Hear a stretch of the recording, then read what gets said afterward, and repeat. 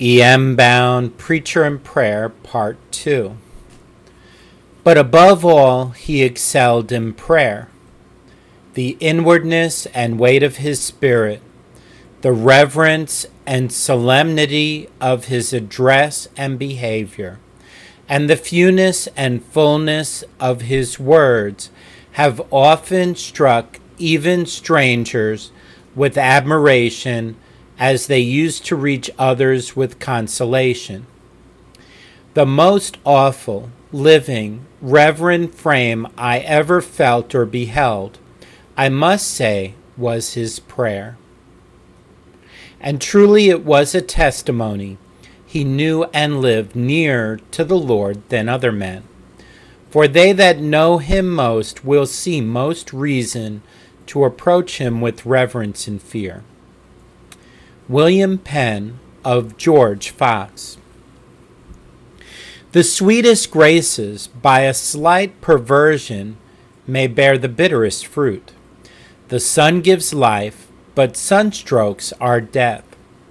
Preaching is to give life, it may kill. The preacher holds the keys, he may lock as well as unlock. Preaching is God's great institution for the planting and maturing of spiritual life. When properly executed, its benefits are untold. When wrongly executed, no evil can exceed its damaging results. It is an easy matter to destroy the flock if the shepherd be unwary or the pasture be destroyed. Easy to capture the citadel if the watchman be asleep or the food and water be poisoned. Invested with such gracious prerogatives, exposed to so great evils, involving so many grave responsibilities, it would be a parody on the shrewdness of the devil and a libel on his character and reputation if he did not bring his master influences to adulterate the preacher and the preaching. In face of all this, the exclamatory interrogatory of Paul, who is sufficient for these things, is never out of order.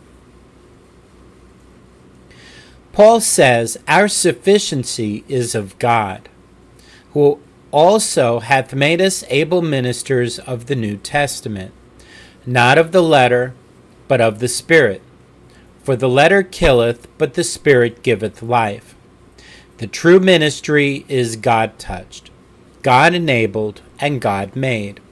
The Spirit of God is on the preacher in anointing power. The fruit of the Spirit is in his heart. The Spirit of God has vitalized the man and the Word. His preaching gives life as the spring gives life as the resurrection gives life, gives ardent life as the summer gives ardent life, gives fruitful life as the autumn gives fruitful life. The life-giving preacher is a man of God, whose heart is ever athirst for God, whose soul is ever following hard after God, whose eye is single to God, and in whom by the power of God's Spirit the flesh and the world have been crucified, and his ministry is like the generous flood of a life-giving river. The preaching that kills is non-spiritual preaching. The ability of the preaching is not from God. Lower sources than God have given to it energy and stimulant. The Spirit is not evident in the preacher nor his preaching. Many kinds of forces may be projected and stimulated by preaching that kills, but they are not spiritual forces. They may resemble spiritual forces, but are only the shadow, the counterfeit. Life they may seem to have, but the life is magnetized. The preaching that kills is the letter. Shapely and orderly it may be, but it is the letter still, the dry, husky letter, the empty, bold shell. The letter may have the germ of life in it, but it has no breath of spring to evoke it. Winter seeds they are, as hard as the winter's soil, as icy as the winter's air, no thawing nor germinating by them. This letter preaching has the truth, but even divine truth has no life-giving energy alone. It must be energized by the Spirit, with all God's forces at its back. Truth, unquickened by God's Spirit, deadens as much as, or more than, error.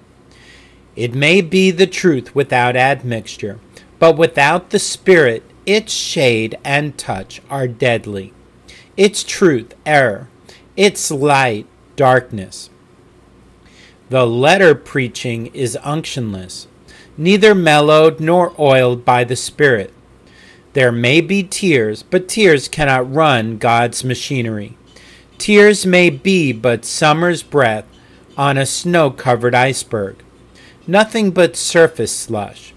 Feelings and earnestness there may be, but it is the emotion of the actor and the earnestness of the attorney.